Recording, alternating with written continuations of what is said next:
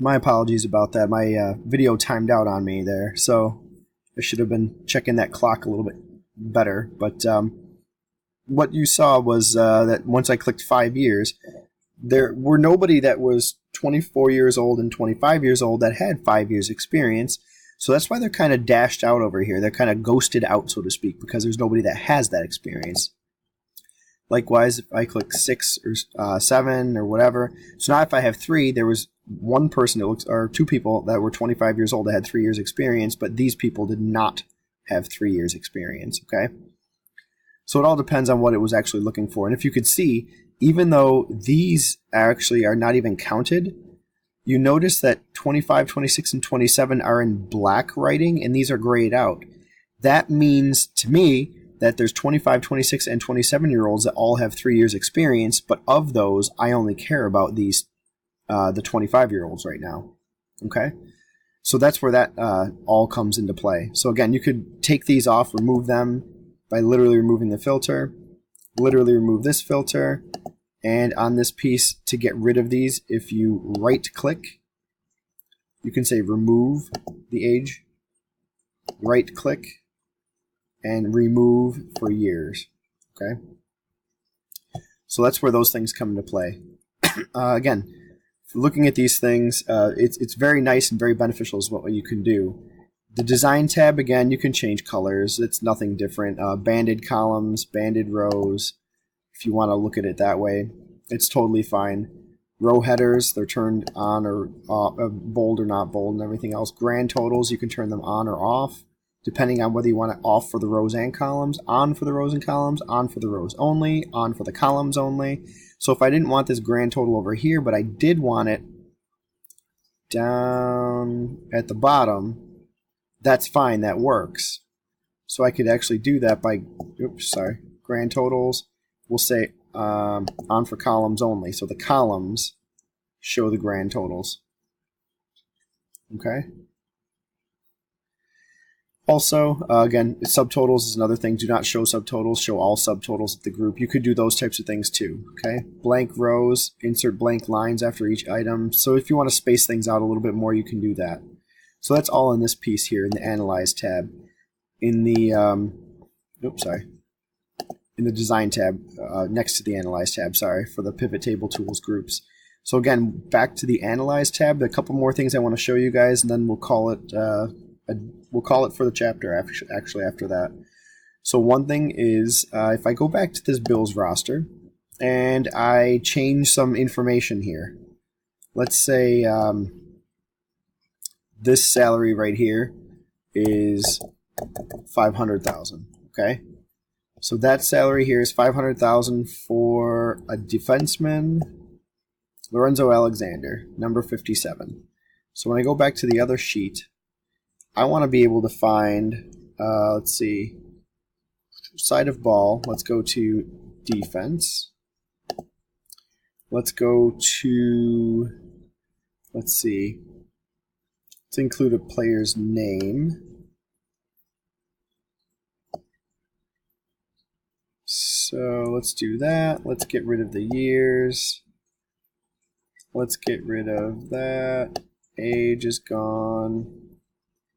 Let's switch this count to, let's see, we'll sum this stuff now. Okay, salaries. And if we look for, let's see, Lorenzo Alexander. Oh, there he is. His salary still says $2,450,000. Okay, even though here, Lorenzo Alexander, we switched his salary to $500,000. So it's not saying that it can't update. However, what it does do is it changes in there. You have to go back into the Analyze tab, and you got to go to the Data group, and you have to click on Refresh. Okay. Once I click Refresh, you're going to see this go down to $500,000. Okay. Now it's down to $500,000. All right. So go back to the Buffalo Bills roster, and I can change this back to $2.45 million. I go back to sheet number 1. It's still a $500,000. It does not change until, again, I go back to the Analyze tab, refresh. Now it changes it. So you can make changes and everything, and it will adjust, but you have to say, okay, I'm ready to make those changes. Please record. Okay? So that was one piece, and I think really the last thing now is taking this data. I'm going to make it a lot nicer before, kind of like we had before, I should say. I'm going to put the years here in the columns, and let's see. Yeah, that works pretty decently. That works. Okay. So I have some data here. Weight, though, let's go with age there, just to make it a little bit easier. Age, here we go. Okay, so age, years of experience, that's good. So I want this to be for defense, for everything. I want to make a chart. This is a table. This is not a chart. Okay, pivot table tools, right? Go over to pivot table tools, Analyze tab, tools group, pivot chart. When you click on pivot chart, it asks you if you want clustered column, 3D. I always like the 3D ones personally. You can make combo charts, area charts, pie charts, line charts. You could do all the same stuff as before. I'm just going to do this clustered column, double click. And just like that, I have a chart referring to all of this data here. So my rows, 20, 22, 23, this is the ages, are my ages here. Okay? In my data, my information that I'm trying to have the values of is the salaries. My salaries are here. Okay. And then the years experience go to the legend. 1 year, 2 year, 3 year, 4 year, 5 and 6 years experience. Okay? Does that make sense so far? Now, at this point, the other things you want to look at all the way down to 11 because it didn't fit. This does not fit on this sheet. So what I'm going to do is I'm going to take this, just like before, pivot chart tools, okay? But I still have different tabs here. Analyze, design, and format. So again, I can change the pieces of this. I can make it look, that's kind of a coolish look, I guess. You can make it look however you want. This is always fun to see the black background so you see the colors pop a little bit more. But while I'm in here, I'm going to go to location group and move chart, just like we did with any other chart. I'm going to make a new sheet, say pivot chart 1, click OK.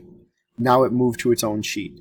So this is still linked, by the way, to this sheet's data. Okay, so there's one person here, pivot chart. This one stands out very high, 30 years old and over $600,000 here, or $6 million. So I go to sheet number 1 and 8 years experience, over 600. So let's change that to, oops, sorry. Let's go to, so 8 years experience, 600, 30 years old. I'm going to go back to Buffalo Bills roster. And I'm going to change that. I'm going to say 8 years experience. Okay, I'm thinking this is the player. Jerry Hughes, it would make sense. Okay, here we go. 30 years old, 8 years experience. So I'm going to change Jerry Hughes now to $1.5 million. Okay. Remember, I have to go back to sheet 1, and that did not change yet because I have to go to Analyze, refresh, and now when I go to the pivot chart, it automatically adjusted. Jerry Hughes went down because it automatically adjusts whatever I do on this sheet. Okay, so I'm going to undo that, and I'll undo it from here too. So now with this data, see, it was undone, so now it goes back. Okay, with this data, the nice cool thing about it is I can change what's going on here. I can add pieces or delete pieces, or I can change it and say years are over here now and age is over here. So I swapped them. Now when I look at the pivot chart, it changes data. So the years old are here and years experience are now over here. Okay? So it changes a lot of different things. On the side of the ball, right now it's filtered. I have defense. I want offense. It changes all my information. When I go back to the sheet, now this says offense. So the pivot chart and the pivot table, the good thing about this is they are linked. So what you change to one, you change to the other. Okay? That's a really nice thing about this. What you make in one chart, you make all changes in the other one as well. Okay. Like I said, I want to change these, and maybe I only go people with 20, 21, 22, 23, 24 years old, up to 25 years old only. Okay. I have 1 year experience, 3 years experience, rookies only. So 1, 2, 3, 4, 5, 6 different people. When I go back to this sheet, look what's going to happen.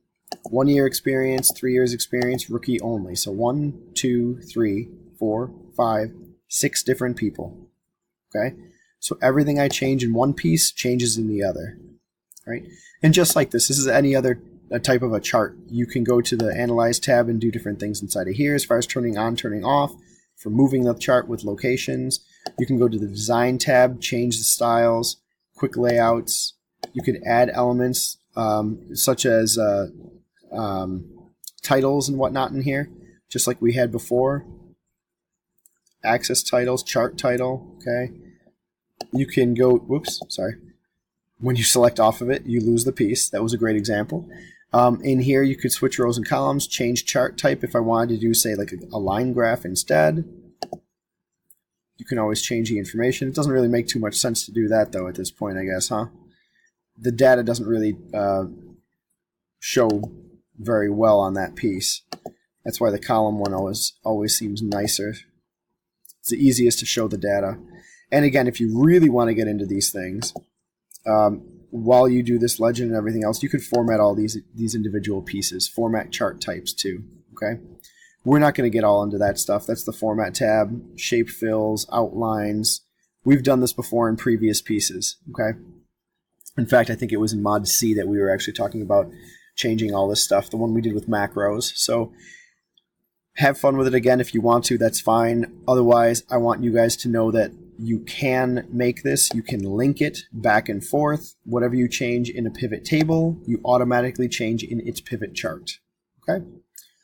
That should be it. If you have any questions, please let me know. Otherwise, I will talk to you all later. Have a good one.